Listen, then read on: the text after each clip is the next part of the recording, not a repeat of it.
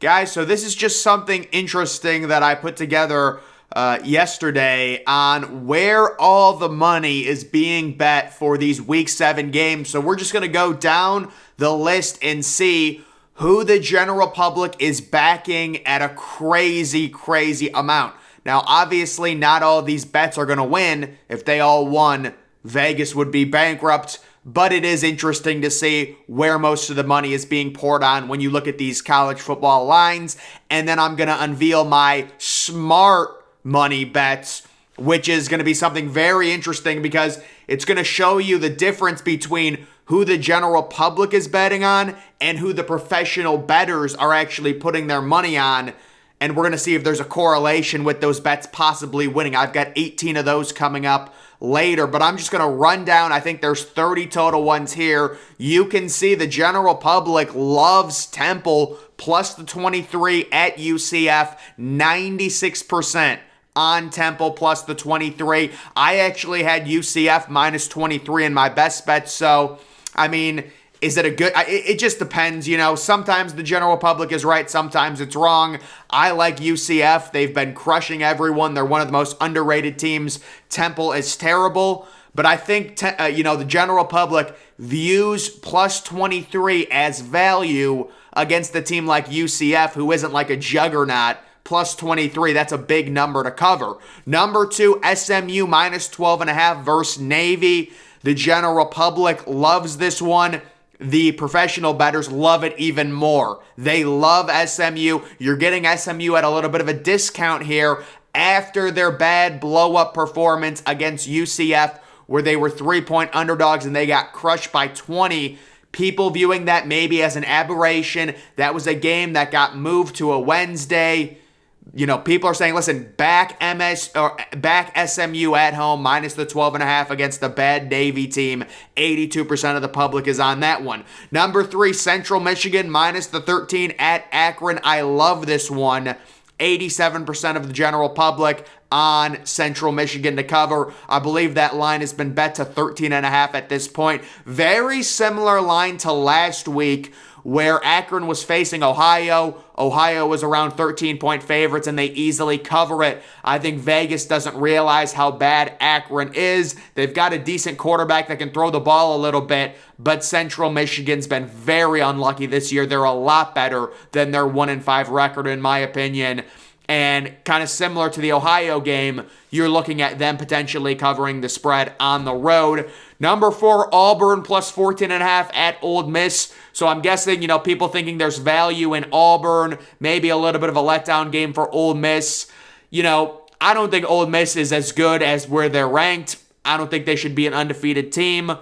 I would stay away from this game. Ole Miss did show serious offensive explosiveness against Vanderbilt last week, where it seemed like they scored 28 points in the third quarter or whatever. The receiver, Mingo, had 250 receiving. But they do think there's good value in Auburn plus the 14.5 on the road. 81% of bets on that. Virginia Tech plus the 7 versus Miami. So this is one of the better bets of the week. According to the professionals, according to the general public, Virginia Tech at home, good value. They were horrible last week on the road in Pittsburgh. People are expecting a bounce-back performance. Miami, really just a complete disappointment this year. It's going to be tough for them to cover a 7-point spread on the road. I agree with that one. Virginia Tech plus 7 is good value. California minus the 14.5 at Colorado. So you're going to see this a ton from the general public, fading the really bad teams. Colorado is one of the worst Power 5 teams we've seen in the last decade. 2 touchdowns right around that. You figure that California would cover that. People also love the under 48. You could be looking at like a 35-7 type win for California on the road at Colorado. California has a bad offense, but Colorado is just so horrible.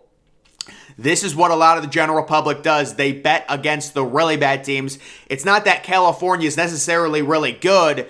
It's that Colorado is so bad.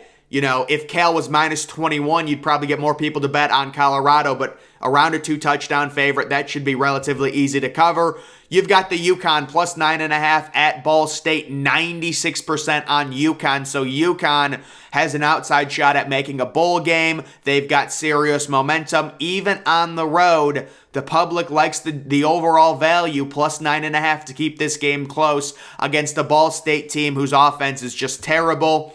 Maryland minus the 11.5 at Indiana. So you're possibly getting Maryland in a good spot here. Indiana surprisingly keeping it close throughout much of that Michigan game, but Indiana's offensive line is horrific. Maryland coming out off of that loss.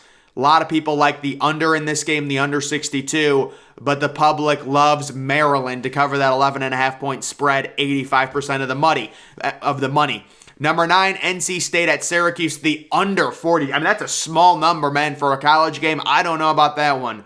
I'm guessing you're hoping the backup quarterback for NC State is playing. NC State does have a good defense, but, 42, if it's not an Iowa game, it's a small number, but the public loves the under. I don't know what happened to number 10. I guess we're just going to skip it. So number 11, Toledo minus the 7.5 versus Kent State, 80% of the money. Not surprising. Toledo is really separating themselves as the best team in the MAC at this point.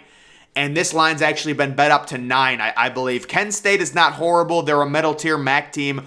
We know how the MAC is every year. It's a total mosh pit. But Toledo does look like they're separating themselves, and they are at home. Western Michigan plus the 1.5 versus Ohio. So this is one of those typical MAC games where it's a correction game. It's a parity game. We do like Western Michigan to win this game outright at home versus an Ohio team whose quarterback was just crazy good, but they were facing Akron last week. They should come back down to earth. Look for Western Michigan possibly to win this game. Number 13, Eastern Michigan minus 2.5 versus Northern Illinois. 93% of the money on Eastern Michigan. So this is one I just completely disagree with. Again, we'll see who's right, me or the general public. I think Northern Illinois wins this game outright. Northern Illinois is a lot better than their record. Eastern Michigan struggled with UMass. They're not nearly as good as 4-2 in my opinion. We will see what happens.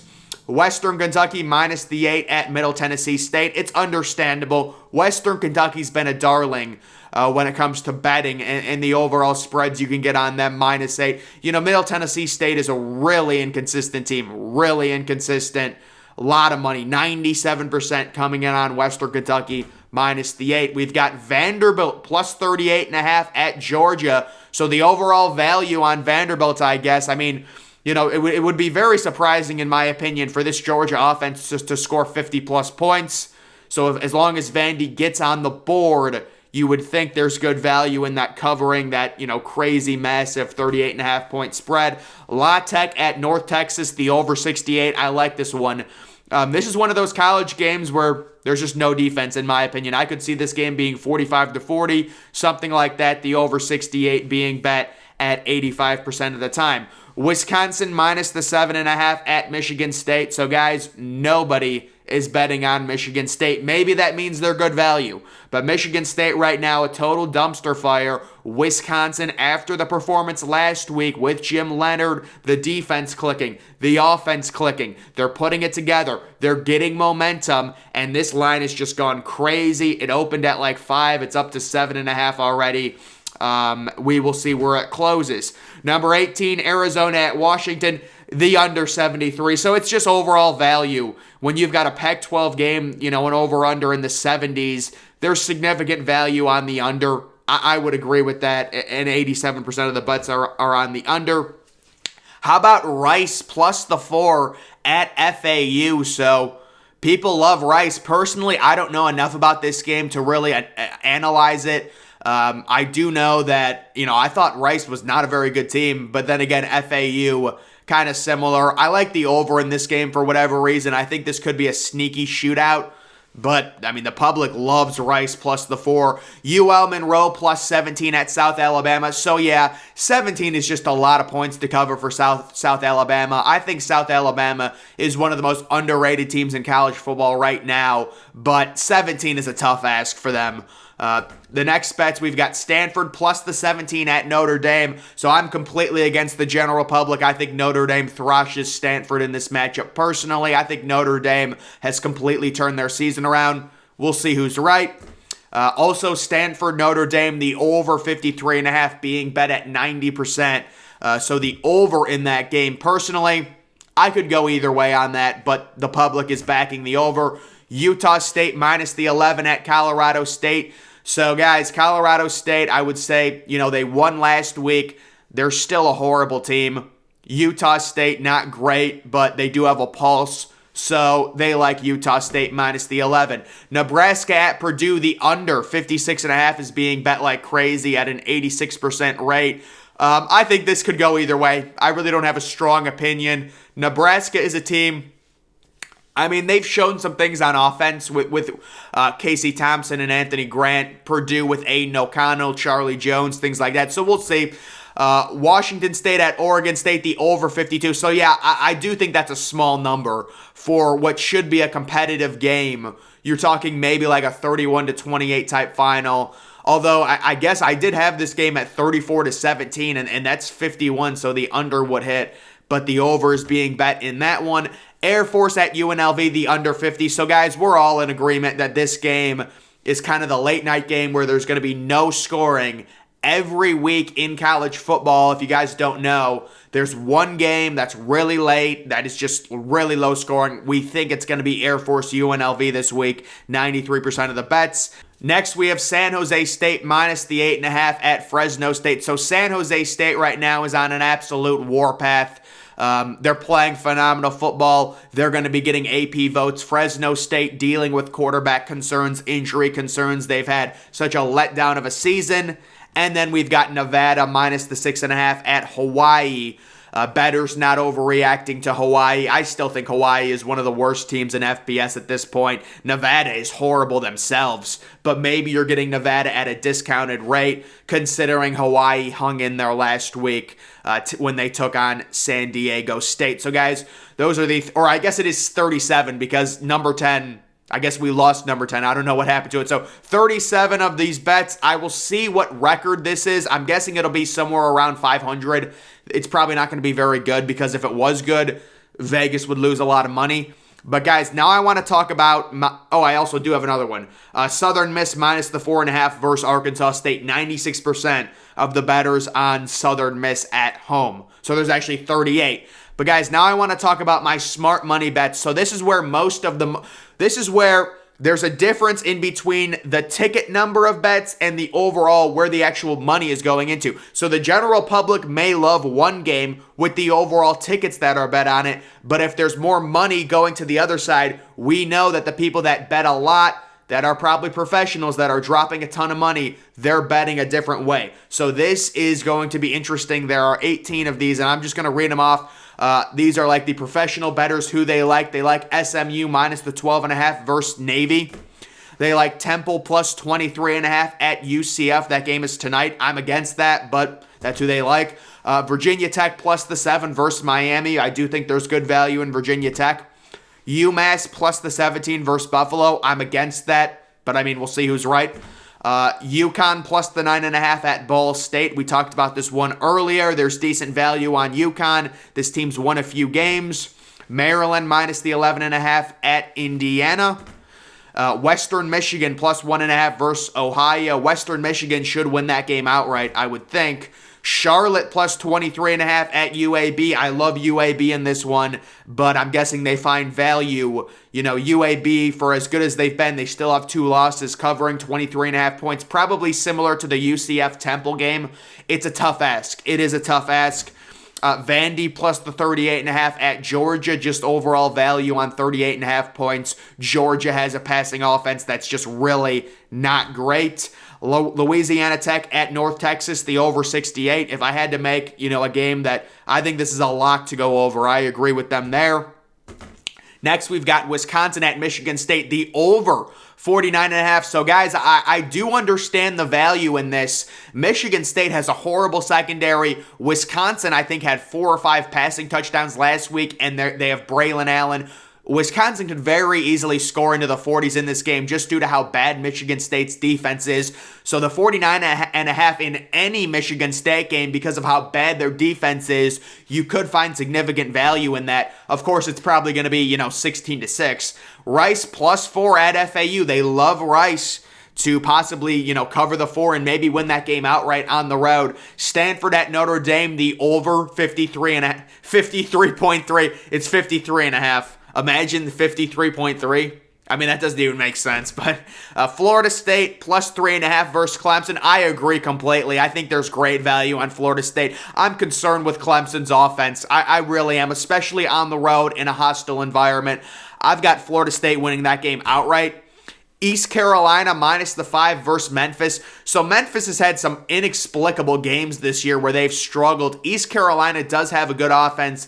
I understand the value in ECU -5. Mississippi State at Kentucky, the under 49. So I think it depends on the quarterback situation. But even if Will Levis plays, if Kentucky keeps this game close, I agree. The under 49, I could see like a 23-20 type score. Mississippi State's offense, the air raid possibly being grounded.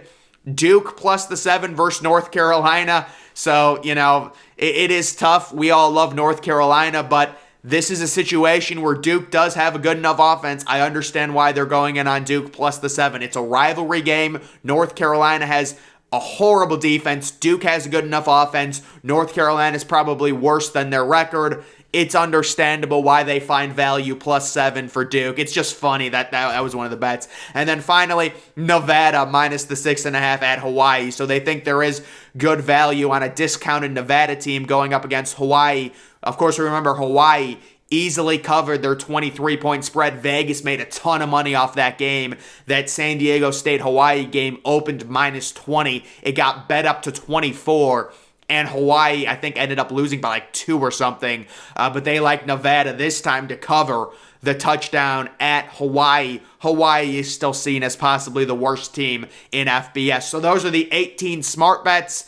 And guys, what I'll do at the end of this, at the end of the weekend, I will see if these were successful or not. If they go 9-9, 10-8, it is what it is. If these go like 14-4, though, there could be some correlation between something like this, me doing this every week, and these possibly winning. So I don't know. We'll see what happens.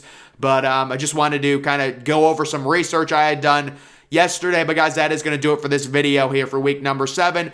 Make sure you're following me on Twitter. Link to that's always in the description. I'm, of course, the Depressed Changer. Thank you for watching.